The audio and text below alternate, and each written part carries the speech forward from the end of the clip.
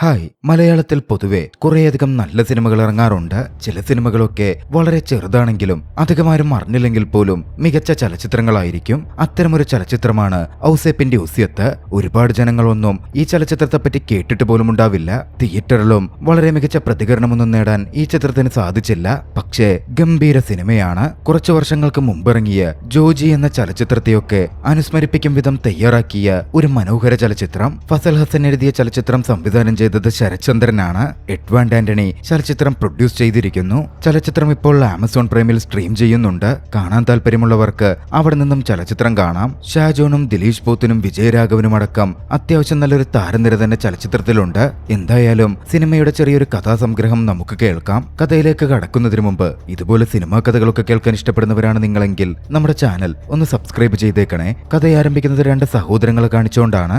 Michael എന്നും George എന്നുമാണ് യഥാക്രമം അവരുടെ പേരുകൾ. മൈക്കിൾ ഒരു തഹസിൽദാരാണ്. ജോർജ് സിഐയും. അവരൊരു ആർക്കിടെക്ചർ ഓഫീസിൽ എറണാകുളത്ത് വന്നിരിക്കുകയായിരുന്നു. സംഭവം എന്തെന്നാൽ ഇവരൊന്നിച്ച് എറണാകുളം നഗരത്തിൽ ഒരു വലിയ ബിൽഡിംഗ് പണിയാൻ പ്ലാൻ ചെയ്തിരുന്നു. ബിൽഡിംഗിന്റെ പരിപാടികളൊക്കെ നല്ല രീതിയിൽ മുമ്പോട്ട് പോയതുമാണ്. പക്ഷേ ഫ്ലഡ് എഫക്ട് ചെയ്ത് അവർ പണിയാൻ ഉദ്ദേശിച്ച ബിൽഡിംഗ് ചെരിഞ്ഞു. അതായത് ഇരുന്നുപോയി. അതോടെ അവരുടെ പണം മുഴുവൻ കുടുങ്ങിക്കിടക്കുകയാണ്. ആ ബിൽഡിംഗ് എന്തെങ്കിലും ചെയ്യാൻ പറ്റുമോ, എങ്ങനെയെങ്കിലും ഈ ബിൽഡിംഗിന്റെ നിർമ്മാണവുമായി ബന്ധപ്പെട്ട് സംഭവിച്ച കടക്കണിയിൽ നിന്ന് പുറത്തു കടക്കാൻ പറ്റുമോ എന്നൊക്കെയുള്ള തലപുകച്ചിലിൽ ആർക്കിടെക്ചറൽ ഓഫീസിൽ സൊല്യൂഷന് വേണ്ടി എത്തിയതാണ് അവർ. പതിവ് പോലെ സ്ട്രക്ചറൽ എഞ്ചിനീയറെ സമീപിക്കാം എന്നൊക്കെ പറഞ്ഞു കിട്ടിയ മറുപടിയല്ലാതെ അവർക്ക് അവിടെ നിന്ന് മറ്റൊന്നും നേടാൻ സാധിക്കുന്നില്ല.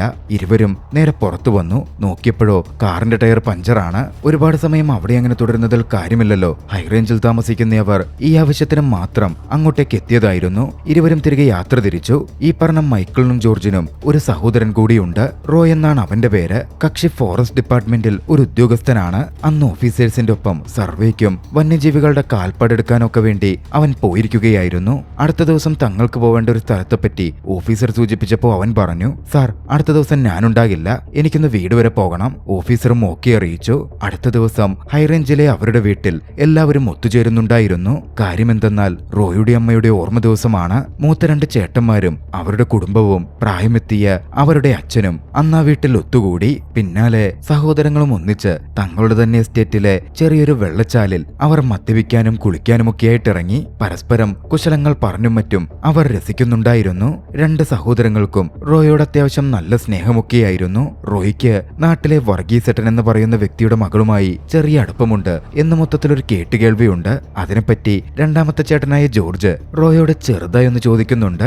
ഏയ്, ഞങ്ങള് സുഹൃത്തുക്കളാ ചേട്ടാ എന്നൊക്കെ പറഞ്ഞ റോയ് ഒഴിഞ്ഞു മാറാൻ നോക്കിയെങ്കിലും ഞാനിവിടുത്തെ സ്ഥലം സിയ്യ, നിന്റെ ചുറ്റിക്കളിയൊക്കെ എനിക്കറിയാം എന്ന് ജോർജ് അങ്ങ് സൂചിപ്പിച്ചു വെച്ചു. ഇതൊന്നും അറിയാതിരുന്ന മൈക്കിളാകട്ടെ ഇതിന്റെ ഇടയിൽ എങ്ങനെയുണ്ടായിരുന്നോ എന്ന തരത്തിലൊരു ചോദ്യവും പാസാക്കി. എന്തായാലും കുളിയൊക്കെ കഴിഞ്ഞ് എല്ലാവരും ഭക്ഷണം കഴിക്കാനിരുന്നു. ഫാമിലിയായിട്ട് അങ്ങനെയുള്ള ഭക്ഷണങ്ങൾ അവർക്ക് പൊതുവെ കുറവാണ്. ഭക്ഷണം കഴിക്കുന്ന സമയത്ത് മൈക്കിൾ പറഞ്ഞു, അപ്പച്ചന്റെ പിറന്നാൾ വരാൻ പോകുക, ഇത്തവണത്തെ പിറന്നാള് നമുക്കങ്ങ് ഗ്രാൻഡായിട്ട് സെലിബ്രേറ്റ് ചെയ്യണം. എന്തിനാടാവേ, വീതം വെപ്പിനാണോ എന്നായിരുന്നു അപ്പന്റെ മറുചോദ്യം. അവരുടെ അപ്പൻ പുറമെ പൊതുവെ പരുക്കൻ സ്വഭാവം കാണിക്കുന്ന ഒരു വ്യക്തിയായിരുന്നു. അപ്പന്റെ ആ മറുപടി കേട്ടതും ജോർജ് പറഞ്ഞു, അല്ലപ്പ, അപ്പൻ എന്തിനാ ഈ വാശി പിടിച്ചിവിടെ ഒറ്റയ്ക്ക് ഇങ്ങനെ നിൽക്കുന്നേ? എന്തെങ്കിലും വന്നുപോയ ആരാ ഉള്ളേ? ഞങ്ങളുടെ കൂടെ വന്ന് നിന്നൂടെ? ഓ, എന്നെ ഒരു സ്നേഹമാന്നേ എന്ന മട്ടിൽ അപ്പൻ മക്കളെ ഒന്ന് ആക്കുകയും ചെയ്തു. വൈകാതെ എല്ലാവരും അപ്പനോട് യാത്രയും പറഞ്ഞ് ഭക്ഷണവും പരിപാടിയും ഒക്കെ കഴിഞ്ഞ് അവരവരുടെ ഇടങ്ങളിലേക്ക് മടങ്ങി. അടുത്ത ദിവസം മൈക്കിളിന്റെ വീട്ടിൽ മൈക്കിളിന്റെ ഭാര്യ ആനി ചെറിയ കലിപ്പിലായിരുന്നു. ആനിക്ക് പൊതുവെ ഈ ഹൈറേഞ്ച് ജീവിതമൊന്നും തീരെ ഇഷ്ടമല്ല. അതിന്റെ ഇടയിലാണ് തലേ ദിവസം മൈക്കിള് അപ്പന്റെ കൂടെ നിൽക്കുന്ന കാര്യമൊക്കെ പറഞ്ഞതും. എങ്ങനെയെങ്കിലും അവിടെ നിന്ന് കടന്നു പോകാൻ നോക്കുമ്പോഴാ മൈക്കിൾ ഇങ്ങനെ ഓരോന്ന് പറയുന്നത്. അതിന്റെ പേരിലായിരുന്നു ആനി രാവിലെ കലിപ്പുണ്ടാക്കിയത്. ഒക്കെ ശരിയാക്കാം എന്ന് പതിവ് പോലെ മൈക്കിൾ പറഞ്ഞു. ആനി ചെറുതായി ഒന്നടങ്ങി. ഞാനിത് എത്ര നാളായി കേൾക്കുന്നു എന്ന് പറഞ്ഞ് ചെറിയ രോഷത്തോടെ അകത്തേക്ക് പോവുകയും ചെയ്തു. പിറ്റേന്ന് റോയുടെ അച്ഛനെ, അതായത് ഔസേപ്പിനെ കാണാൻ ഔസേപ്പിന്റെ അനിയൻ ഔസേപ്പിന്റെ വീട്ടിലേക്ക് വന്നു. ഔസേപ്പ് അപ്പോ ഏലമൊക്കെ തൂക്കുന്നിടത്തായിരുന്നു. അവിടെ എത്തിയ ഔസേപ്പിന്റെ അനിയൻ തന്റെ പരാധീനതകളെ പറ്റി പറയാൻ തുടങ്ങി. ചേട്ടായി തന്നെ എങ്ങനെയെങ്കിലും ഒന്ന് സഹായിക്കണം, കുറച്ച് സ്വത്ത് തരണം എന്നൊക്കെയാണ് ഔസേപ്പിന്റെ അനിയന്റെ ആവശ്യം. പക്ഷെ ഔസേപ്പിനാണെങ്കിൽ അങ്ങനെ എന്തെങ്കിലും കൊടുക്കാൻ ഉദ്ദേശവുമില്ല. മുമ്പ് ഇതിന്റെ പേരിൽ പുള്ളി ഔസേപ്പിനെതിരെ ചില കേസൊക്കെ കൊടുത്തതാണ്. പക്ഷെ അതിലൊന്നും കാര്യമായി നീക്കുപോക്കൊന്നുണ്ടായിട്ടില്ല. നിലവിലിപ്പോ പുള്ളിയുടെ മകളുടെ വിവാഹം വന്നിരിക്കുകയാണ്. അതുകൊണ്ടാണ് സഹായം ചോദിച്ച് ഔസേപ്പിന്റെ മുമ്പിൽ എത്തിയിരിക്കുന്നതും. മധ്യസ്ഥത പറയാൻ വേണ്ടി ഔസേപ്പിന്റെ വക്കീലിനെ വിളിച്ചുകൊണ്ടായിരുന്നു പുള്ളിയുടെ വരവ്. പക്ഷേ ഔസേപ്പിന് അങ്ങനെ അനിയന് പ്രത്യേകിച്ച് പൈസയൊന്നും എടുത്തു കൊടുക്കാൻ ഉദ്ദേശം ഉണ്ടായിരുന്നില്ല. എനിക്കും നിനക്കും അപ്പൻ ഒരേപോലെയല്ലേ തന്നത്? നിന്റെ സ്വത്ത് നീ കള്ളു കുടിച്ചും ചൂത് കളിച്ചും നശിപ്പിച്ചതല്ലേ? ഈ കാണുന്നതൊക്കെ ഞാൻ കഷ്ടപ്പെട്ട് പണിയെടുത്ത് കഷ്ടപ്പെട്ടുണ്ടാക്കിയതാ എന്നായിരുന്നു ഔസേപ്പ് പറഞ്ഞത്.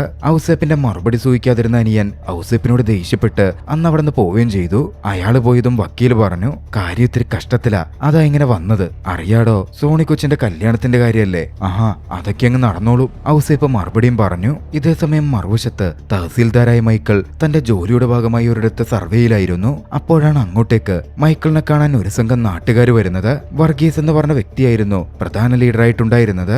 അങ്ങോട്ടേക്കെത്തി മൈക്കിൾ കാര്യം തിരക്കി. വർഗീസ് കാര്യങ്ങൾ വിശദീകരിക്കാൻ തുടങ്ങി. സംഭവം എന്താണെന്ന് വെച്ചാൽ, അവരുടെ നാട്ടിൽ ജോയ് എന്ന് പറഞ്ഞൊരു വ്യക്തിയുണ്ട്.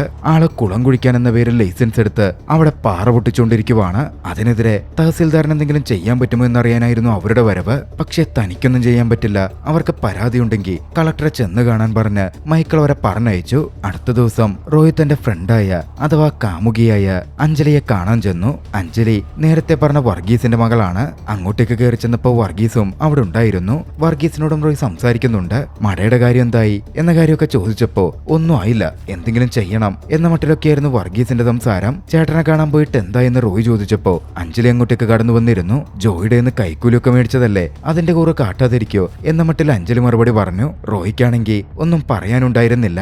അന്ന് വൈകിട്ട് മൈക്കിളും ജോർജും കൂടി അവരുടെ കച്ചവടത്തിന്റെ ഭാഗമായി ഒരു ബ്രോക്കറെയും ബാങ്ക് മാനേജറെയും ഒക്കെ കാണുകയായിരുന്നു. നായർ എന്ന് വിളിക്കുന്ന ഒരാളുമായിട്ട് ഇവർക്ക് കുറച്ച് സ്ഥലമിടപാടുണ്ട്. ഏതൊരു സ്ഥലം വാങ്ങാൻ വേണ്ടി ഇവർ ഏകദേശം 1.5 കോടി രൂപ അഡ്വാൻസ് കൊടുത്തിരുന്നു. നിലവില് ഇവരുടെ കാര്യങ്ങൾ ഇങ്ങനെ കുഴഞ്ഞു മറിഞ്ഞ് കടത്തിലും മറ്റുമായി കിടക്കുന്നത് കൊണ്ട് ഫണ്ട് റോൾ ചെയ്യാൻ പറ്റുന്നില്ല. 2 മാസം കൂടി നായർ അവർക്ക് സമയം അനുവദിച്ചിട്ടുണ്ട്.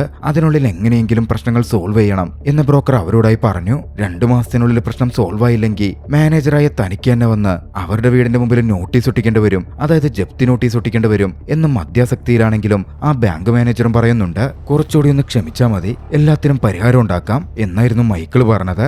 അടുത്ത ദിവസം നാട്ടിൽ മറ്റൊരു പ്രശ്നം അരങ്ങേറുകയാണ്. ജോയിയുടെ പാറമടയെന്ന് പൊട്ടിച്ചുകൊണ്ടുപോകുന്ന വണ്ടി തടയാൻ നാട്ടുകാരൊക്കെ ചേർന്ന് തീരുമാനിച്ചു. മുൻനിരയിൽ വർഗീസും ജോയും ഉണ്ടായിരുന്നു.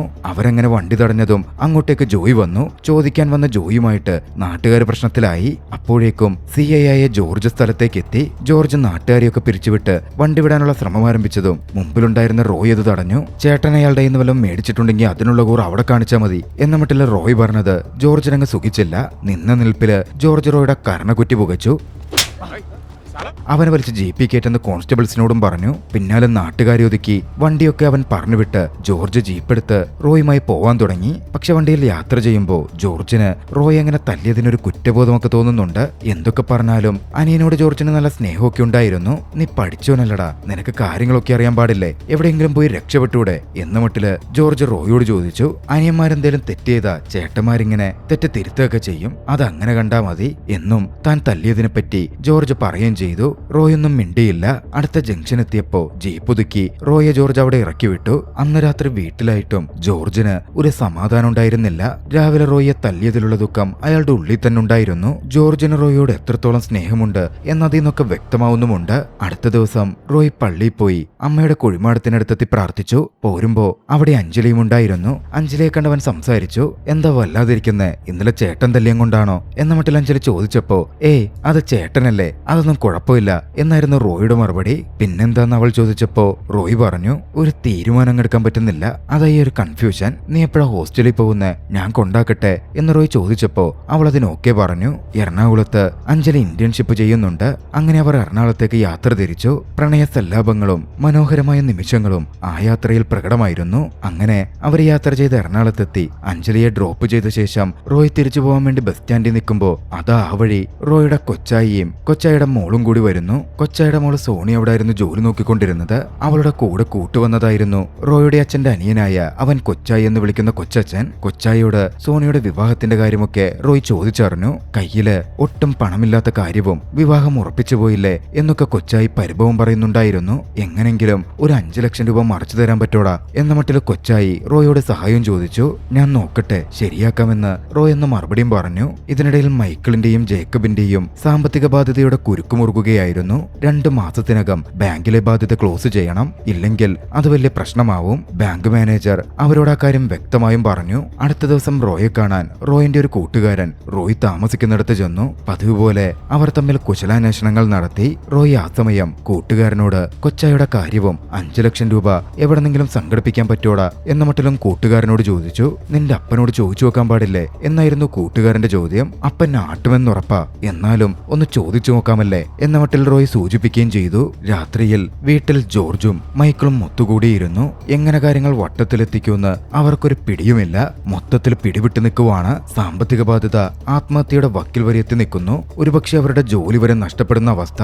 അവർ തമ്മിലുള്ള സംസാരത്തിൽ അപ്പന്റെ അടുത്ത് പോയി കാലു പിടിച്ചാണെങ്കിലും കാര്യങ്ങൾ പറഞ്ഞ് അപ്പനിൽ നിന്ന് എന്തെങ്കിലും സഹായം കിട്ടുമോ എന്ന് നോക്കാം എന്ന തരത്തിലൊരു സംസാരം വന്നു. പക്ഷേ എല്ലാം പുച്ഛിക്കുന്ന മൈക്കിളിന്റെ ഭാര്യ ആനി അതിനെയും പുച്ഛിക്കുകയായിരുന്നു ചെയ്തത്. കൂട്ടത്തിൽ മൈക്കിളിനോട് ആനി ദേഷ്യപ്പെടുകയും ചെയ്തു. ബാങ്കുകാരൊന്നും ഈ വീടിന്റെ പടി കയറിപ്പോവരുത് എന്നൊക്കെ അവൾ കൽപ്പിക്കുന്ന പോലെ പറയുന്നുണ്ടായിരുന്നു. ആനിയും മൈക്കിളും തമ്മിൽ പണ്ടേ സ്വരച്ചേർച്ചയിലല്ല. ആനിയുടെ ഈ ദേഷ്യം കൊള്ളലും ഇഷ്ടമില്ലായ്മയും ഒക്കെ മൈക്കിൾ പണ്ട് തൊട്ടേ സഹിക്കുന്നുണ്ടായിരുന്നു. അടുത്ത ദിവസം ഏലത്തോട്ടത്തിലായിരുന്ന സമയത്ത് പള്ളിയിലച്ചൻ ഔസേപ്പിന്റെ അടുത്ത് പള്ളി ഓഡിറ്റോറിയത്തിലേക്ക് AC വെക്കാനുള്ള പിരിവിനെത്തി. പക്ഷെ ഔസേപ്പ് പറഞ്ഞത് എന്തിനാച്ചോ AC ഓഡിറ്റോറിയത്തിൽ ഫാൻ ഇട്ടാ പോരെ എന്ന മട്ടിലായിരുന്നു. പിരിവിനെ പറ്റിയുള്ള കൂടുതൽ സംസാരത്തിലേക്ക് കടന്നപ്പോ എന്റെ വക എന്ന ഒരു 1000 രൂപ അച്ഛൻ എഴുതിക്കോ, റിസിപ്റ്റ് തന്നോട്ടോ എന്ന് ഔസേപ്പ് പറഞ്ഞു. അച്ഛനതങ്ങ് ഇഷ്ടപ്പെട്ടില്ല. 1000 രൂപയാണേലും ഔസേപ്പിന്റെ സഹായമൊന്നും വേണ്ട, അത് ഔസേപ്പ് തന്നെ വെച്ചോ എന്ന് പറഞ്ഞ് കെറിവിച്ച് അച്ഛൻ അവിടെ നിന്ന് തിരികെ പോന്നു. ആ സമയത്താണ് റോയ് വരുന്നത്. അച്ഛൻ അങ്ങനെ പള്ളിയിലേക്ക് പണം ചോദിച്ചപ്പോ ദേഷ്യപ്പെടുത്തി വിട്ട ഔസേപ്പ് റോയ് 5 ലക്ഷമൊക്കെ ഒന്ന് ചോദിച്ചോ കൊടുക്കുമോ? റോയ് വന്നപാടെ എന്തോ കാര്യമുണ്ടെന്ന് ഔസേപ്പിന് മനസ്സിലായിരുന്നു. എന്താ കാര്യമെന്ന് ഔസേപ്പ് റോയോടങ്ങ് ചോദിച്ചു. റോയ് പറഞ്ഞു, എനിക്കൊരു ആവശ്യമുണ്ട്, 5 ലക്ഷം രൂപ വേണം. അവിടുത്തെ പണിക്കാരനെ വിളിച്ച് അടുത്ത മരത്തിൽ കയറി പറിച്ചു കൊടുക്കണം എന്ന മട്ടിൽ ഔസേപ്പ് റോയ് അങ്ങ് കളിയാക്കി. അപ്പൻ കളിയാക്കൊന്നും വേണ്ട, തരാൻ പറ്റൂ ഇല്ലേ? റോയ് ഒന്ന് കനപ്പിച്ച് ചോദിച്ചു. ഔസേപ്പ് പറഞ്ഞു, നീ ഒരു കാര്യം ചെയ്, ഇവിടെ വന്ന് എന്റെ ബിസിനസ്സും കാര്യങ്ങളൊക്കെ അങ്ങ് നോക്കി നടത്ത്, എന്നിട്ട് കിട്ടുന്നത് എന്താന്ന് വെച്ചാ നീ അങ്ങ് എടുത്തോ. ഔസേപ്പ് പറഞ്ഞു. റോയിക്ക് അതങ്ങ് സുഖിച്ചില്ല. ഈ ബിസിനസ് എന്ന് പറയുമ്പോ അപ്പന്റെ ഈ വട്ടിപ്പലിശ കാര്യം കൂടി കൂട്ടിയല്ലേ? നിർത്തറ, ഞാൻ പറയുന്ന പോലെ കേട്ടില്ലെങ്കിൽ ഈ സ്വത്തുക്കളൊക്കെ ഞാൻ വല്ല അനാഥാലയത്തിന് എഴുതി വെക്കും. നിനക്കൊരു ചില കാശ് തരില്ല. വേണ്ട, അപ്പം തരണ്ട, എന്താ ചെയ്യേണ്ടതെന്ന് എനിക്കറിയാം എന്ന് പറഞ്ഞ് ദേഷ്യപ്പെട്ട് റോയ് എന്ന് അവിടെ നിന്ന് പോന്നു. റോയ് അങ്ങനെ പോയത് നോക്കി ഔസേപ്പ് ഒരു നിമിഷം നിന്നിരുന്നു. പറഞ്ഞത് ഇത്തിരി കടുത്തുപോയോ എന്ന് ഔസേപ്പിന് തോന്നി. അടുത്ത ദിവസം രാത്രിയിൽ ജോർജും മൈക്കിളും ഒരു കുപ്പിയൊക്കെ വാങ്ങി അപ്പനെ കാണാനെത്തി. കുപ്പിയൊക്കെ പൊട്ടിച്ച് അപ്പന് ഒന്നൊഴിച്ചു കൊടുത്ത് അപ്പനോട് തങ്ങളുടെ ഫിനാൻഷ്യൽ ബാധ്യതയെപ്പറ്റിയും മറ്റും സംസാരിച്ചു. 1.5 കോടിയോളം ബാധ്യതയുണ്ട്, ആകെ കഷ്ടത്തിലാണ് എന്നൊക്കെ അവർ അപ്പനോടായി പറഞ്ഞു. എടാ, ഒരു കുപ്പിയും മേടിച്ച് പാതിരാത്രി കയറി വന്നത് ഇതിനാണോടാ? നിങ്ങൾക്കൊക്കെ തരാനുള്ളത് കണക്ക് പറഞ്ഞ് നേരത്തെ മേടിച്ചുകൊണ്ട് പോയതല്ലേ, എന്നിട്ട് പിന്നെയും വന്നിരിക്കുന്നോ എന്നായിരുന്നു അപ്പന്റെ ചോദ്യം. അവസ്ഥയും കൊണ്ടാണപ്പാ എന്ന മട്ടിൽ അവര് പിന്നെയും പറഞ്ഞപ്പോ അപ്പന്റെ മനസ്സൊന്നഴിഞ്ഞു. ഞാനൊന്ന് നോക്കട്ടെ എന്നപ്പൻ അവരോടായി പറയുകയും ചെയ്തു. അതോടെ അവർക്കും ആശ്വാസമായി. കുപ്പിയും എടുത്തു പൊക്കോ എന്ന് അപ്പം പറഞ്ഞപ്പോ അവര് കുപ്പിയും എടുത്തിറങ്ങുകയാണ്.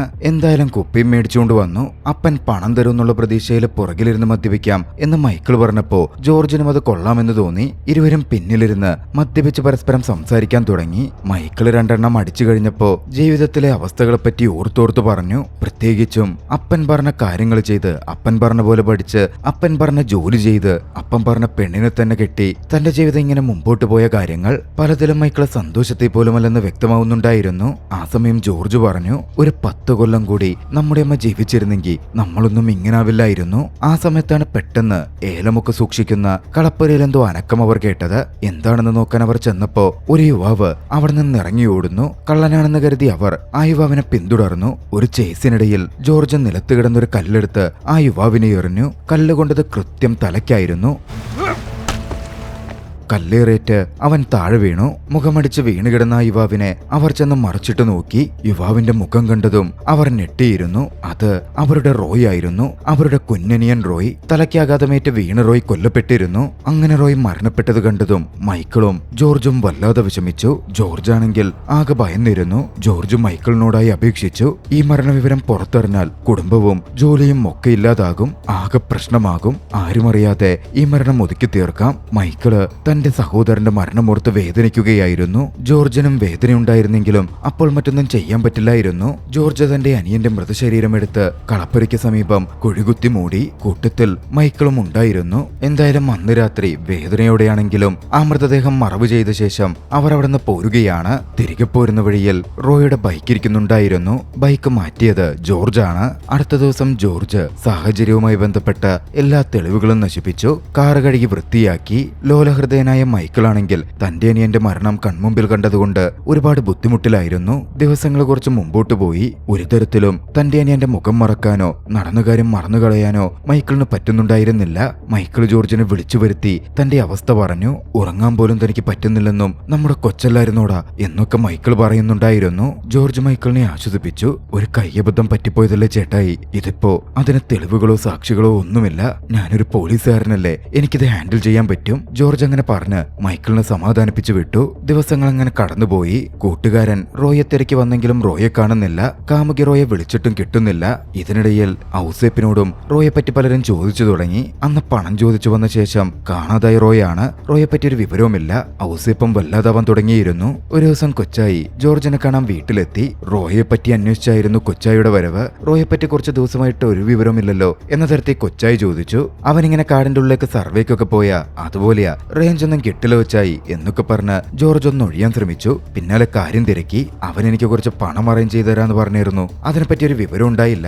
അത് അവൻ അന്വേഷിച്ചിറങ്ങിയെന്ന് കൊച്ചായി പറയുകയാണ്. കാര്യം കൊച്ചായി ഇങ്ങനെ അവന്റെ പിന്നാലെ പോയ പ്രശ്നമാവെന്ന് മനസ്സിലാക്കിയ ജോർജ് അവൻ തരാമെന്ന് പറഞ്ഞ പണം താനും ചേട്ടായും കൂടി തയ്യാറാക്കി തരാം എന്ന് പറഞ്ഞ് കൊച്ചായിയെ പറഞ്ഞു വിടുകയാണ്. ഇടയ്ക്ക് ജോർജ് വീട്ടിൽ വന്ന് കളപ്പുരയുടെ ഭാഗത്തൊക്കെ പോയി നോക്കി. റോയുടെ മൃതദേഹം മറവ് ചെയ്തെടുത്ത് പ്രത്യേകിച്ച് പ്രശ്നങ്ങളൊന്നുമില്ലെന്ന് ഉറപ്പുവരുത്തി. അന്ന് വീട്ടിൽ നിന്ന് തിരികെ പോവാൻ നേരം ഔസേപ്പ് ജോർജിനോട് റോയി എന്താടാ വിളിക്കാത്തതെന്ന് ചോദിച്ചു. അവൻ വല്ല സർവേക്കും പോയായിരിക്കും അപ്പ, ഞാൻ നോക്കാന്നും പറഞ്ഞ് ജോർജ് അവിടെ നിന്ന് പോയി. ഔസേപ്പിനെ കുറച്ച് ദിവസമായി റോയെ പറ്റി ഒരു വിവരമില്ലാത്തതിൽ വല്ലാത്തൊരു വല്ലായികയുണ്ടായിരുന്നു. അന്ന് രാത്രി കാര്യസ്ഥൻ കറിയാപ്പിയോട് റോയി എന്ന് പണം കൊടുക്കാതെ പറഞ്ഞുവിട്ട കാര്യമൊക്കെ പറഞ്ഞ് ഔസേപ്പ് തന്റെ വിഷമങ്ങൾ ഇങ്ങനെ പറഞ്ഞുകൊണ്ടിരുന്നു. കറിയാപ്പിയാണെങ്കിൽ ഔസേപ്പിനെ ആശ്വസിപ്പിക്കുകയും ചെയ്തു. അന്ന് രാത്രി കുരിശും വരച്ച് ഉറങ്ങാൻ കിടന്ന ഔസേപ്പ് പിന്നെ ഉണർന്നില്ല. അദ്ദേഹം മരണപ്പെട്ടു.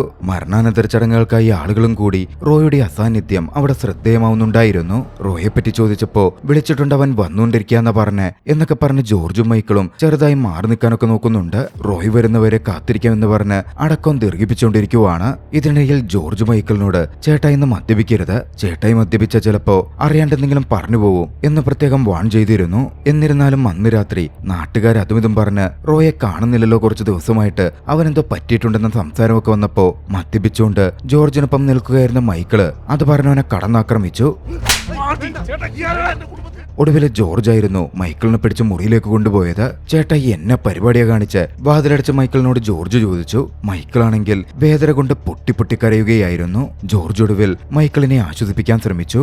എന്തായാലും റോയുടെ അസാന്നിധ്യത്തിൽ തന്നെ അടുത്ത ദിവസം ഔസേപ്പിന്റെ അടക്കം നടന്നു. അടക്കം നടന്നതിന്റെ അടുത്ത ദിവസമായിരുന്നു മൈക്കിളിന്റെയും ജോർജിന്റെയും സ്ഥലക്കച്ചവട പ്രശ്നത്തിൽപ്പെട്ട് അവരെ പണം കൊടുത്ത നായര് അവരെ കാണാൻ വന്നത്. ഉടനടി പണം തന്നില്ലെങ്കിൽ അവരുടെ അഡ്വാൻസ് അടക്കം പോകും എന്ന് പറഞ്ഞ നായര് അവിടെ ഒരു സീനുണ്ടാക്കാൻ നോക്കി. നിയന്ത്രണം വിട്ട മൈക്കിള് നായരോട് തട്ടിക്കയറുന്നുണ്ട്. ഒടുവിൽ 2 ആഴ്ച കൂടി സമയം തരാം എന്ന് പറഞ്ഞായിരുന്നു നായർ അന്ന് അവിടുന്ന് തിരികെ പോയത്. അന്ന് രാത്രി കാര്യസ്ഥൻ കറിയാപ്പിയെ വിളിച്ച് തോട്ടത്തിലെ കാര്യമൊക്കെ ജോർജും മൈക്കിളും കൂടി തിരക്കി. തോട്ടത്തിൽ പണിക്കിനി ആരും കേറ്റണ്ടെന്നും തൽക്കാലത്തേക്കൊക്കെ നിർത്തിവെച്ചേക്കാനും അവർ കറിയാപ്പിയോട് പറഞ്ഞു. പിന്നാലെ അപ്പന്റെ വിൽപ്പത്രത്തെ പറ്റി ചോദിച്ചു. അത് വക്കീലിന്റെ അടുത്തായിരിക്കും എന്നായിരുന്നു കറിയാപ്പി പറഞ്ഞത്. കൊച്ചായിയും ആ സമയം അവിടെ ഉണ്ടായിരുന്നു. കൊച്ചായി എനിക്കുള്ള ഷെയർ ഇങ്ങോട്ട് തരണം, ഇല്ലേല് ആരെ കൊണ്ട് ഞാൻ തീറ്റിക്കില്ല എന്ന മട്ടിലൊരു വർത്താനം പറഞ്ഞു. കൊച്ചായിക്കുള്ളത് എന്താന്ന് വെച്ചാൽ തന്നേക്കാം എന്ന് പറഞ്ഞ് മൈക്കിൾ കൊച്ചായി അടക്കി. അടുത്ത ദിവസം അവരെല്ലാവരും ചേർന്ന് നേരെ വക്കീലിന്റെ അടുത്ത് എത്തി. വിൽപ്പത്രം എടുക്കാൻ വേണ്ടിയിട്ടായിരുന്നു അത്. വക്കീല് പറഞ്ഞു, റോയും കൂടി വന്നിട്ട് വിൽപ്പത്രം എടുത്താ പോരെ,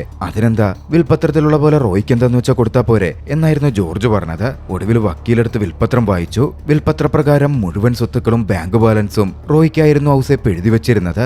അത് കേട്ട് അക്ഷരാർത്ഥത്തിൽ കൊച്ചായിയും ജോർജും മൈക്കിളും ഞെട്ടുന്നുണ്ട്. വക്കീല് പറഞ്ഞു, 14 കൊല്ലം മുമ്പല്ലേ ഈ വിൽപ്പത്രം എഴുതിയത്. അപ്പന്റെ മനസ്സിൽ പിന്നെ മാറ്റങ്ങളൊക്കെ വന്നിട്ടുണ്ടായിരുന്നു. കുറച്ചുനാൾ മുമ്പ് വിൽപ്പത്രം തിരുത്തണമെന്നൊക്കെ എന്നോട് പറഞ്ഞതാ. പക്ഷെ അപ്പോഴേക്കും അല്ലേ ഇങ്ങനൊക്കെ സംഭവിച്ചത്. എന്തായാലും റോയ് വരുമ്പോ നിങ്ങൾ റോയോട് സംസാരിക്ക്, നിങ്ങൾക്കുള്ള ഷെയർ തരണേല് അവനൊരു വിരോധം ഉണ്ടാവില്ല.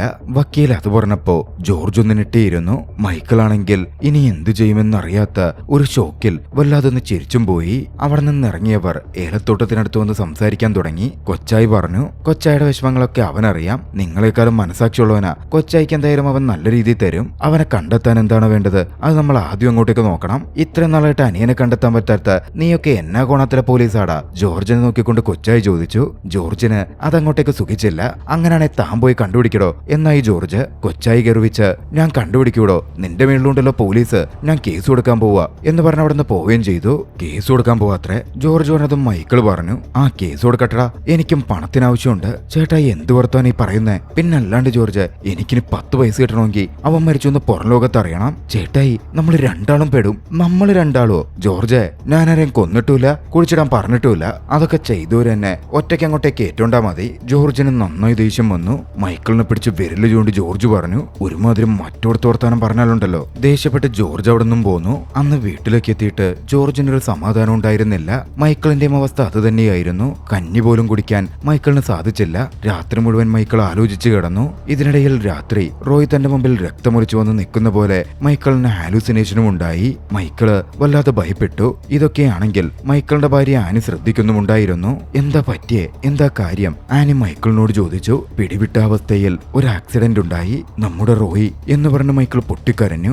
ആനി ഒരു ഞെട്ടലോടായിരുന്നു അത് കേട്ടത്. ഇതേ സമയം ജോർജ് ആകട്ടെ എല്ലാവരെയും ബോധ്യപ്പെടുത്താൻ റോയെ പറ്റി അന്വേഷിക്കാനും തുടങ്ങി. ആൾക്കാരുടെ കണ്ണിൽ പൊടിയിടണമല്ലോ, അതിനു വേണ്ടിയായിരുന്നു അത്. റോയ് താമസിച്ചിരുന്ന വീട്ടിലൊക്കെ പോയി അവർ തിരച്ചിലും മറ്റും നടത്തി. അവിടെ വെച്ചിരുന്ന റോയുടെ ബൈക്കിൽ നിന്നും റോയുടെ ഫോൺ അവർക്ക് കിട്ടി. ഇതൊക്കെ ചെയ്യുമ്പോ ഉള്ളിന്റെ ഉള്ളിൽ ജോർജ് വല്ലാതെ വേദനിക്കുന്നുണ്ടായിരുന്നു. അബദ്ധത്തിലാണെങ്കിലും ജോർജാണല്ലോ റോയെ കൊന്നത്. ഏറെ സ്നേഹിച്ചിരുന്ന സ്വന്തം അനിയനെ. ആ വേദന ജോർജിൽ പ്രകടമായിരുന്നു. അന്ന് ജോർജ് തിരികെ തറവാട്ട് വീട്ടിലേക്ക് എത്തുമ്പോ അവിടെ അഞ്ജലി വന്ന് നിൽക്കുന്നുണ്ട്. റോയെ പറ്റി അന്വേഷിക്കാനായിരുന്നു അവളുടെ വരവ്. എല്ലാം അറിഞ്ഞിരുന്ന ആനി ദേഷ്യത്തിൽ അവൾ അവിടെ നിന്ന് ഓടിച്ചുവിടാൻ നോക്കുന്നുണ്ട്. അങ്ങോട്ടേക്ക് വന്ന ജോർജ് ആനിയെ സമാധാനിപ്പിച്ചു മാറ്റി അഞ്ജലിയോട് സംസാരിച്ചു. റോയുടെ തിരോധാനത്തെ പറ്റി അന്വേഷിക്കുന്നുണ്ട് മോളെ. പിന്നെ അവന്റെ കോൾ റെക്കോർഡ് പരിശോധിച്ചപ്പോ ഏറ്റവും ഒടുവിൽ വിളിച്ചിരിക്കുന്നത് നീയാണ്. മോള് ചെല്ല്, എന്തെങ്കിലും ഉണ്ടെങ്കിൽ അറിയിക്കാം എന്ന് പറഞ്ഞ് ജോർജ് അഞ്ജലിയെ പറഞ്ഞു വിട്ടു. അടുത്ത ദിവസം സ്റ്റേഷനിലേക്ക് ജോർജ് റോയുടെ കൂട്ടുകാരനെ വിളിപ്പിച്ചു. കൂട്ടുകാരനെ ചോദ്യം ചെയ്തു. റോയെ കണ്ടിട്ട് താൻ കുറച്ചു ദിവസമായെന്നും തങ്ങൾ തമ്മിൽ കാശിന്റെ ഇടപാടൊന്നും ഉണ്ടായിരുന്നില്ലെന്നും കൂട്ടുകാരൻ ജോർജിനോട് പറഞ്ഞു.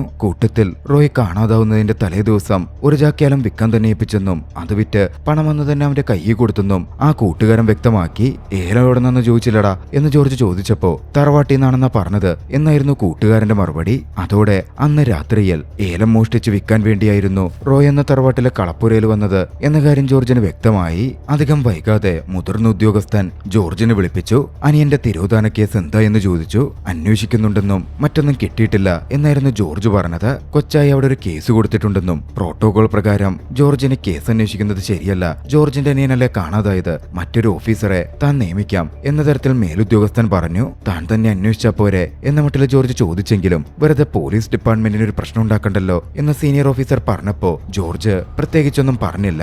അന്ന് രാത്രി വീട്ടിലേക്ക് എത്തിയ ജോർജ് കൊച്ചായിയെ കേസ് കൊടുത്തതിന്റെ പേരിൽ ചോദ്യം ചെയ്തു. പക്ഷേ കൊച്ചായി ചെയ്തതിനെ സപ്പോർട്ട് ചെയ്യാൻ ആനിയും മൈക്കിളും അവിടെ ഉണ്ടായിരുന്നു. മൈക്കിളും തനിക്കെതിരെ തിരിഞ്ഞ് താൻ ഒറ്റപ്പെടുന്ന പോലെ ജോർജിന് തോന്നി. ജോർജ് അന്ന് മൈക്കിളിനെ തനിച്ചു വിളിച്ച് മൈക്കിളിനോട് ദേഷ്യപ്പെട്ടു. മൈക്കിളും വിട്ടുകൊടുത്തില്ല. കൂടിപ്പോയൊരു മാപ്പ് സാക്ഷി, അത്രല്ലേ ഉള്ളൂ, നിയമം എനിക്കറിയാം എന്ന് മൈക്കിൾ പറഞ്ഞതും നിയന്ത്രണം വിട്ട ജോർജ് മൈക്കിളിന്റെ കുത്തിന് പിടിച്ചു. പിടിവിട്ട് നിൽക്കാൻ ഞാൻ എന്താ ചെയ്യുന്നറിയില്ല എന്ന് ജോർജ് പറഞ്ഞപ്പോ അങ്ങനെയാണ് എന്നെ കൂടി അങ്ങോട്ട് കൊന്നേക്കടാ, പിന്നെ നിനക്ക് ഒറ്റക്കാവാമല്ലോ എന്ന് മൈക്കിൾ പറഞ്ഞു. ജോർജ് അതോടെ പിടിവിട്ടു. അവർക്കിടയിലെ പ്രശ്നങ്ങൾ വർദ്ധിക്കുമായിരുന്നു. അന്ന് രാത്രി തന്നെ തറവാട് വീട്ടിൽ നിന്ന് ജോർജും ഫാമിലിയും അവരുടെ വീട്ടിലേക്ക് പോയി. തറവാട് വീട്ടിൽ ആനിയും മൈക്കിളും മകളും തുടരാൻ തുടങ്ങി. അടുത്ത ദിവസം റോയുടെ തിരോധാന കേസ് ഏറ്റെടുത്ത് ധന്യ എന്ന ഓഫീസർ എത്തി. ധന്യ തന്റേതായ രീതിയിൽ കേസ് അന്വേഷണവും ആരംഭിച്ചു. വീട്ടിലെത്തി ആനിയോടും കാര്യങ്ങളൊക്കെ ചോദിച്ചറിഞ്ഞു. ഇതിനിടയിൽ മൈക്കിളും ജോർജും തമ്മിലുള്ള പ്രശ്നവും കുറച്ച് വഷളാവുന്നുണ്ടായിരുന്നു. ബാങ്ക് മാനേജര് ലോണിന്റെ കാര്യത്തെപ്പറ്റി ജോർജിനോട് ചോദിച്ചപ്പോ തന്റെ ബാങ്കിൽ നിന്ന് ഞാൻ ലോണൊന്നും എടുത്തിട്ടില്ലല്ലോ, മൈക്കിളല്ലേ എടുത്തത്, അവനോട് പോയി ചോദിക്കടോ എന്ന മട്ടിലായിരുന്നു ജോർജിന്റെ വർത്താനം. ജോർജിന്റെ പേര് പറഞ്ഞ രണ്ടാളുകൾ മൈക്കിളിന്റെ അടുത്ത് കുറച്ച് അഡ്ജസ്റ്റ്മെന്റുകൾക്കായി തഹസിൽദാർ ഓഫീസിൽ എത്തിയപ്പോ അവരുടെ കാര്യത്തിൽ ഇടപെടാതെ മൈക്കിൾ അവരെ പറഞ്ഞയക്ക പോലും ഉണ്ടായി. ജോർജിനോടുള്ള മൈക്കിളിന്റെ എതിർപ്പതിൽ പ്രകടമായിരുന്നു. ഇതിനിടയിൽ ധന്യയാകട്ടെ കേസന്വേഷണത്തിന്റെ ഭാഗമായി അഞ്ജലിയെ ചോദ്യം ചെയ്തു. റോയും അഞ്ജലിയും പ്രണയത്തിലായിരുന്നു എന്ന് സംസാരത്തിൽ നിന്ന് ധന്യയ്ക്ക് മനസ്സിലാവുന്നുണ്ട്. കൂട്ടത്തില് ജോർജിന്റെ അന്വേഷണത്തില് താൻ തൃപ്തിയല്ല എന്ന മട്ടിലുള്ള അഞ്ജലിയുടെ വർത്താനവും ധന്യയുടെ ശ്രദ്ധ പിടിച്ചു പറ്റി. അന്ന് രാത്രിയിൽ വീട്ടിൽ ആനിയും മൈക്കിളും തമ്മിൽ വലിയ വാഗ്വാദം തന്നെ നടന്നു. അന്നായിരുന്നല്ലോ ധന്യ അവിടെ ചോദ്യം ചെയ്യാനെത്തിയത്. പോലീസ് ഇവരുടെ പടിക്കിലെത്തി പോവരുത്, ഇതിലൊന്നും കൂട്ടുപ്രതി അവൻ എന്നെ കിട്ടില്ല എന്ന് പറഞ്ഞ അന്ന് ആനി തന്റെ വായിൽ വന്നതൊക്കെ പറഞ്ഞു. സഹി കേട്ട മൈക്കിളും തിരികെ പറഞ്ഞതോടെ അവര് തമ്മിൽ വാക്കുതർക്കമായി. ഒടുവിൽ താൻ ഇവിടെ സ്ഥലം വിട്ട് ഇറങ്ങിപ്പോകുവാണ് എന്നാനി പറഞ്ഞപ്പോ നീ എവിടെയെങ്കിലും പോയി തൊലയ് എന്നായി മൈക്കിളിന്റെ മറുപടി. അതിന്റെ ചുവട് പിടിച്ച് അടുത്ത ദിവസം തന്നെ മോളെയും കൂട്ടി ആനി ആ വീടിന്റെ പടി ഇറങ്ങി. മൈക്കിളാണെങ്കിൽ ആനിയെ തടയാനും പോയില്ല. ഇതേസമയം ധന്യയുടെ കേസ് അന്വേഷണത്തിൽ ടവർ ലൊക്കേഷനും മറ്റും ബേസ് ചെയ്ത അന്വേഷണത്തിൽ ഒരേ ടവറിന്റെ ലൊക്കേഷനിൽ മൈക്കിളും ജോർജും റോയും ഉണ്ടായിരുന്നു എന്ന കാര്യം വ്യക്തമായി. 4 മണിക്കൂർ നേരം മൈക്കിളും ജോർജും ഒപ്പമുണ്ടായിരുന്നെന്നും അന്നത്തെ രാത്രിക്ക് ശേഷം റോയെ പിന്നീട് ആരും കണ്ടിട്ടില്ല എന്ന കാര്യവും അവർ അതിൽ നിന്ന് മനസ്സിലാക്കിയെടുത്തു. CCTV ദൃശ്യങ്ങളിൽ നിന്ന് കൂടുതൽ തെളിവുകളും ധന്യയ്ക്ക് ലഭിക്കുവാണ്. അതിനിടയിൽ മറ്റൊരു ലീഡും കൂടി ലഭിച്ചു. അപ്പന്റെ മരണസമയത്ത് റോയെ വിളിച്ചെന്നും റോയ് വരികയാണെന്നും നാട്ടുകാരോടും മറ്റുമൊക്കെ അവര് പറഞ്ഞിരുന്നല്ലോ. അത്തരത്തിലൊരു സംഭവം നടന്നിട്ടില്ലെന്ന് ധന്യ കണ്ടെത്തി. അന്ന് റോയുടെ ഫോണിലേക്ക് ജോർജിന്റെയോ മൈക്കിളിന്റെയോ ഫോണിൽ നിന്ന് ഒരു കോള് പോലും പോയിട്ടില്ല. റോയ് അത് അറ്റൻഡ് ചെയ്തിട്ടുമില്ല. മൊത്തത്തിൽ മൈക്കിളിനും ജോർജിനും മേൽ ധന്യയുടെ സംശയം കേന്ദ്രീകരിച്ചു. കാര്യങ്ങൾ ധന്യ സുപ്പീരിയർ ഓഫീസറിനെ കണ്ട് ധരിപ്പിച്ചു. പക്ഷേ CI ജോർജ് നല്ല റെക്കോർഡുള്ള വ്യക്തിയാണെന്നും അതുകൊണ്ട് കാര്യങ്ങളെ കൈകാര്യം ചെയ്യുമ്പോൾ സൂക്ഷിക്കണം എന്ന മട്ടിലും സുപ്പീരിയർ ഓഫീസർ ധന്യയ്ക്ക് നിർദ്ദേശം കൊടുത്തു. അന്ന് രാത്രിയിൽ ജോർജ് മൈക്കിളിനെ കാണാനെത്തി. തറവാട് വീട്ടിൽ മൈക്കിൾ മാത്രമായിരുന്നല്ലോ തനിച്ചുണ്ടായിരുന്നത്. ഇനിയും ഇങ്ങനെ പ്രശ്നം കൊണ്ട് എത്ര നാളെ തുടരുക ചേട്ടാ എന്ന് ചോദിച്ച് അന്ന് ജോർജ് മൈക്കിളിനോട് ക്ഷമ ചോദിച്ചു. അന്ന് നിയന്ത്രണം വിട്ടിട്ട് ഓരോന്ന് പറഞ്ഞും ചെയ്തും പോയതാണ് എന്ന് പറഞ്ഞ് മാപ്പപേക്ഷിച്ചു. തന്റെ സഹോദരനോട് ക്ഷമിക്കാൻ മൈക്കിളിന് ഒരു മടിയും ഉണ്ടായിരുന്നില്ല. പ്രശ്നങ്ങളൊക്കെ മറന്ന് അവര് വീണ്ടും ഒന്നായി. ജോർജ് മൈക്കിളിന് അടുത്തിരുന്നുകൊണ്ട് പറഞ്ഞു, ഇതിങ്ങനെ മുമ്പോട്ട് കൊണ്ടുപോകാൻ പറ്റില്ല ഏട്ടായി. ചേച്ചിനെ മോളൻ തിരികെ കൊണ്ടുവന്ന് ചേട്ടായിക്കും സമാധാനമായി ജീവിക്കണ്ടേ. എനിക്കും വേണം സമാധാനം. അതിനെന്ത് ചെയ്യണം എന്ന് എനിക്കറിയാം. ചേട്ടായി ഒന്ന് കൂടെ നിന്നാ മതി. എന്ത് ചെയ്യാൻ? റോയുടെ ബോഡി പോലീസ് കണ്ടെത്തണം. ജോർജ് മറുപടി പറഞ്ഞു. അടുത്ത ദിവസം മുതൽ ജോർജ് അതിനുള്ള ശ്രമം ആരംഭിച്ചു. അവിടുത്തെ പാറമടിയുടമ ജോയും റോയും തമ്മിലുണ്ടായ പ്രശ്നങ്ങളെപ്പറ്റി എല്ലാവർക്കും അറിയാവുന്നതാണല്ലോ. അതുകൊണ്ട് ഈ കേസ് ജോയുടെ തലയിൽ കെട്ടിവെക്കാം എന്നായിരുന്നു ജോർജ് ചിന്തിച്ചത്. ജോയെ സ്റ്റേഷനിലേക്ക് വിളിപ്പിച്ച് അത്തരത്തിൽ ജോർജ് ചോദ്യം ചെയ്തു. നല്ല രീതിയിൽ കുടഞ്ഞു. പക്ഷേ തനിക്കിതുമായി ഒരു ബന്ധവുമില്ല. റോയെ താൻ പിന്നെ കണ്ടിട്ടേ ഇല്ല എന്നൊക്കെ പറഞ്ഞ് ജോയ് ഒഴിഞ്ഞു മാറി. വിളിച്ചാ വരണമെന്ന് പറഞ്ഞ് ജോയെ ജോർജ് പറഞ്ഞയച്ചു. അടുത്ത ദിവസം ജോർജ് തന്ന് വീണ്ടും മൈക്കിളിനെ കണ്ടു. റോയുടെ മൃതദേഹം നമ്മൾ ജോയുടെ മടയിലേക്ക് മാറ്റണം എന്ന കാര്യം പറഞ്ഞു. അതൊന്നും ശരിയാവില്ലെന്ന മട്ടിൽ മൈക്കിൾ പറഞ്ഞപ്പോ പോലീസിന് ഇപ്പോൾ തന്നെ ജോയെ സംശയമുണ്ടെന്നും കാര്യങ്ങൾ അങ്ങോട്ടേക്ക് തിരിച്ചുവിടാൻ എവിഡൻസ് വേണം, അതിനത് ചെയ്തേ പറ്റൂ എന്നായിരുന്നു ജോർജിന്റെ മറുപടി. നമ്മളെ കൊണ്ട് കൂടിയ കൂട്ടില്ല എന്ന് മൈക്കിൾ ഭയന്നപ്പോ കൂടിയ കൂട്ടുമെന്ന് പറഞ്ഞ് ജോർജ് ധൈര്യം പകർന്നു. മറുവശത്ത് ധന്യ അന്വേഷണം തുടരുകയായിരുന്നു. ഇതിനിടയിൽ ധന്യയ്ക്കൊരു ലീഡ് കിട്ടി. മൈക്കിളിന്റെയും ജോർജിന്റെയും ഫോൺ ഡാറ്റ വെച്ച് അവരുടെ ഫിസിക്കൽ ആക്ടിവിറ്റിയുടെ റെക്കോർഡ് അവർ എടുത്തു. അതിൽ രാത്രിയിൽ മൈക്കിൾ ഓടിയതിന്റെ റെക്കോർഡ് അവർക്ക് കിട്ടിയിരുന്നു. പെട്ടെന്നുള്ള ആ ഓട്ടം എന്തെങ്കിലും ആക്രമണ സാധ്യതയുടെയോ മറ്റുമാകാം എന്ന മറ്റുള്ളൊരു വിലയിരുത്തലുണ്ടായി. അതുകൊണ്ട് തന്നെ അടുത്ത ദിവസം ധന്യ മൈക്കിളിനെ ചോദ്യം ചെയ്യാനെത്തി. മൈക്കിൾ ആദ്യം റോയുമായിട്ട് തനിക്ക് അത്ര പരിചയമൊന്നുമില്ലെന്നും അവനങ്ങനെ ജോലിക്കൊക്കെ പോയി കഴിഞ്ഞാൽ വല്ലപ്പോഴേ വിളിക്കൂ എന്ന മട്ടിലുമൊക്കെ പറഞ്ഞു. ഈ സമയമാണ് റോയുടെ ഡയറിയിൽ നിന്ന് കിട്ടിയതെന്നും പറഞ്ഞ് കുട്ടിയായ റോയി എടുത്തുകൊണ്ട് നിന്ന് മൈക്കിളിന്റെ ഒരു ഫോട്ടോ ധന്യ മൈക്കിളിനെ കാണിക്കുന്നത്. റോയ്ക്ക് മൈക്കിൾ അച്ഛനെ പോലെ ആയിരുന്നല്ലേ, അമ്മയുടെ സ്നേഹമൊക്കെ കൊടുത്തത് മൈക്കിൾ ആയിരുന്നല്ലേ എന്ന ചോദ്യത്തിനു മുമ്പിൽ മൈക്കിൾ അടിപതറി. മൈക്കിളിന്റെ ഭാവമാറ്റവും മറ്റും ധന്യ ശ്രദ്ധിക്കുകയും ചെയ്യുന്നുണ്ടായിരുന്നു. അയാളുടെ കണ്ണുകൾ വല്ലാതെ നിറഞ്ഞിരുന്നു. അയാൾ പരിഭ്രാന്തനായി. കൂടുതലായി ധന്യൊന്നും ചോദിച്ചില്ല. അവിടെ നിന്ന് പോന്നു. അന്നത്തോടെ തന്റെ ഫൈൻഡിങ്സുകളും പൂർണ്ണമായ ലീഡുകളും തെളിവുകളും അടക്കം വെച്ച് സീനിയർ ഉദ്യോഗസ്ഥന്റെ മുമ്പിൽ ധന്യ കാര്യങ്ങൾ റിപ്പോർട്ട് ചെയ്തു. റോയുടെ തിരോധാനത്തിന് പിന്നിൽ ജോർജും മൈക്കിളുമാണ് എന്നതിന്റെ ലീഡുകളൊക്കെ കിട്ടിയിട്ടുണ്ട് എന്നറിയിച്ചു. പക്ഷേ റോയുടെ മൃതദേഹം കിട്ടാതെ ഒന്നും നടക്കില്ലല്ലോ. അതുകൊണ്ട് ധന്യ വെയിറ്റ് ചെയ്യുകയായിരുന്നു. അന്ന് രാത്രി മൈക്കിൾ ജോർജിനെ വിളിപ്പിച്ചു. ജോർജ് അല്പം പാനിക്കായാണ് എത്തിയതെങ്കിലും മൈക്കിൾ കൂളായിരുന്നു. ജോർജിനെ സമാധാനിപ്പിച്ചിരുത്തിയ മൈക്കിൾ, നിന്റെ കൂടെ 2 എണ്ണം അടിക്കണമെന്ന് ഒന്നും കൊണ്ട് വിളിപ്പിച്ചതാടാ എന്ന് മട്ടി പറഞ്ഞു. ഇരുവരും മദ്യപിച്ച് സംസാരിക്കാൻ തുടങ്ങി. മൈക്കിൾ വല്ലാതെ ഇമോഷണൽ ആവുന്നുണ്ടായിരുന്നു. അടുത്ത ദിവസം കാര്യസ്ഥൻ കറിയാപ്പി പോവൂലോ, അപ്പൊ മൃതദേഹം അവിടെ നിന്ന് മാറ്റാം എന്ന മട്ടില് ജോർജ് പറഞ്ഞു. മൈക്കിള് ഒരെണ്ണം കൂടി വീശിക്കൊണ്ട് പറയാൻ തുടങ്ങി. നമ്മുടെ അമ്മ മരിച്ചതിന്റെ തലേ ദിവസം നിനക്ക് ഓർമ്മയുണ്ടോടാ? അന്ന് നമ്മൾ കുറെ സാറ്റ് കളിച്ചിരുന്നു. എന്ത് രസമായിരുന്നു. പക്ഷേ അമ്മ മരിച്ചോടെ ആ രസമൊക്കെ അങ്ങ് പോയി. പിന്നെ നിനക്കൊരു സൈക്കിൾ വേണമെന്ന് പറഞ്ഞിട്ട് നീ 2 ദിവസം പട്ടിണി കിടന്ന് വാശി പിടിച്ചത് ഓർക്കുന്നുണ്ടോ? അച്ഛനത് വാങ്ങി തന്നില്ല. അമ്മയുണ്ടായിരുന്നെങ്കിൽ അച്ഛനെ കൊണ്ടത് പറഞ്ഞ് സമ്മതിപ്പിച്ചേനെ. നിന്നെ പട്ടിണി എടുക്കാനും സമ്മതിക്കില്ലായിരുന്നു. അമ്മ മരിച്ചപ്പോ അമ്മയുടെ സ്ഥാനത്ത് നിൽക്കാൻ, ആ വികവില്ലാതാക്കാൻ എന്നെ കൊണ്ട് സാധിച്ചില്ല.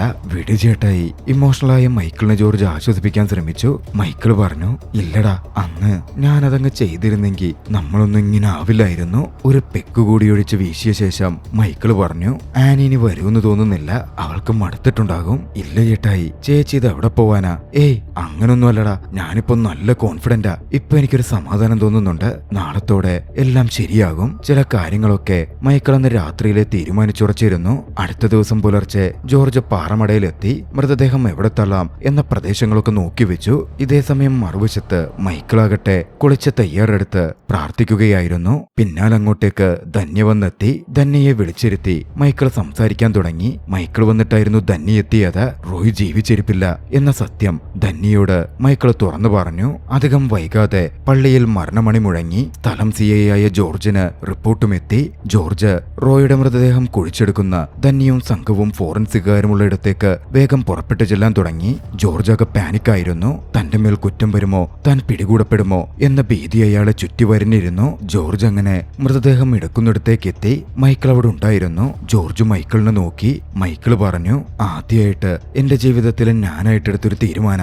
ആ വാക്കുകളിൽ എല്ലാം ഉണ്ടായിരുന്നു. ജോർജ് വേദനയോടെ കണ്ണു നിറഞ്ഞു നിന്നു. മൃതദേഹം അവിടെ നിന്ന് ഫോറൻസിക്കുകാർ കൊണ്ടുപോയി മൈക്കിളിനെ അറസ്റ്റ് ചെയ്ത് കൊണ്ടുപോകുന്നുണ്ടായിരുന്നു. പിന്നാലെയാണ് മൈക്കിൾ ധന്യയ്ക്ക് കൊടുത്ത് ആ മൊഴി വ്യക്തമാകുന്നത്. മൈക്കിൾ അതിൽ പറഞ്ഞത് അന്ന് രാത്രി ജോർജും താനും മദ്യപിച്ചിരിക്കെ ജോർജ് മദ്യപിച്ചുറങ്ങിപ്പോയെന്നും ആ സമയം കളപ്പുരയുടെ അടുത്ത് നിന്ന് ശബ്ദം കേട്ട് താനെത്തി നോക്കിയപ്പോ ഒരാൾ ഓടുന്നു കണ്ടെന്നും താനെടുത്തെറിഞ്ഞ കല്ലുകൊണ്ട് അയാൾ വീണ് മരിച്ചെന്നുമായിരുന്നു. പിന്നെ നോക്കിയപ്പോഴാണ് അത് റോയ് എന്നറിഞ്ഞത്. എല്ലാ കുറ്റങ്ങളും മൈക്കിൾ ഏറ്റു. മൈക്കിളിന് വേണ്ടിയിരുന്നത് സമാധാനമായിരുന്നു. ആ സമാധാനം അതോടെ അയാൾക്ക് ലഭിച്ചു. ഭാര്യയും മകളും ഇനി അയാളിലേക്ക് തിരികെ വരില്ല. താൻ ഈ കേസേറ്റാൽ കടങ്ങളൊക്കെ വീട്ടപ്പെടും. എല്ലാവർക്കും സ്വസ്ഥമായി കഴിയാം എന്ന് മൈക്കിൾ ഊഹിച്ചിരുന്നു. അതുകൊണ്ട് തന്നെയായിരിക്കണം മൈക്കിൾ അത്തരത്തിൽ പ്രവർത്തിച്ചത്. ആ പ്രവൃത്തി കൊണ്ട് മൈക്കിളിന്റെ കുറ്റബോധത്തിൽ നിന്നും ഒരു മുക്തിയും ലഭിക്കും എന്നയാൾ വിശ്വസിച്ചിരിക്കണം. ആ ദൃശ്യങ്ങളോടെ ചലച്ചിത്രം അവസാനിക്കുകയാണ്. രസകരമായ ഈ ചലച്ചിത്രം നിങ്ങൾക്ക് ഇഷ്ടമായെങ്കിൽ വീഡിയോ ലൈക്ക് ചെയ്യുമല്ലോ. അഭിപ്രായങ്ങൾ കമന്റ് ബോക്സിൽ രേഖപ്പെടുത്തുകയും കൂട്ടുകാർക്കൊന്ന് ഷെയർ ചെയ്തു കൊടുക്കുകയും ചെയ്യൂ. മറ്റൊരു മികച്ച കഥയുമായി അടുത്ത എപ്പിസോഡിൽ നമുക്ക് കണ്ടുമുട്ടാം. അതുവരെ